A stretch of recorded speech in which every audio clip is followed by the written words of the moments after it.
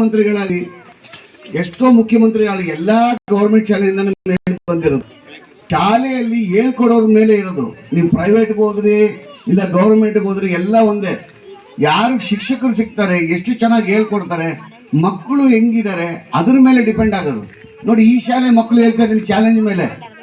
ಈ 100 ಮಕ್ಕಳು ಇದ್ರೆ ಅಟ್ಲೀಸ್ಟ್ ಇದ್ರೆ 75 ಮಕ್ಕಳು ಫಸ್ಟ್ ಕ್ಲಾಸಲ್ಲಿ ಪಾಸ್ ಆಗಿ ದೊಡ್ಡ ಇಂಜಿನಿಯರು, ಡಾಕ್ಟ್ರು, ಇಲ್ಲಾದ್ರೆ ವ್ಯವಸಾಯ ಮಾಡೋರು ಇದ್ರಲ್ಲಿ ಸಿಕ್ಕಿಲ್ಲ ಅಂದ್ರೆ ಕೇಳಿ ನನಗೆ. ಸೊ ದಯವಿಟ್ಟು ಅದು ಆ ಭಾವನೆನೇ ಇರಬಾರ್ದು ಪ್ರೈವೇಟ್ಗೆ ಹೋಗ್ಬೇಕು ಅಂತ.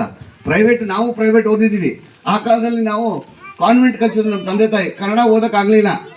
ಈ ಕನ್ನಡ ಕಲ್ತಿದ್ದು ನಾನು ಈ ಪಾಂಡವಪುರ ತಾಲೂಕಲ್ಲಿ ಪೋಸ್ಟರ್ಗಳು ನೋಡೋದು, ಫ್ಲೆಕ್ಸ್ಗಳು ನೋಡೋದು, ಶಂಕರ್ ಅಂತ ತಮ್ಮನ ಹತ್ರ ಮಾತಾಡೋದು. ನಾನು ಕನ್ನಡ ನಮ್ಗೆ ಹೇಳ್ಕೊಡ್ಲಿಲ್ಲ ಕಾಲೇಜಲ್ಲಿ, ಯಾಕಂದ್ರೆ ಅವಾಗ ಬರೀ ಇಂಗ್ಲೀಷ್ ಇತ್ತು.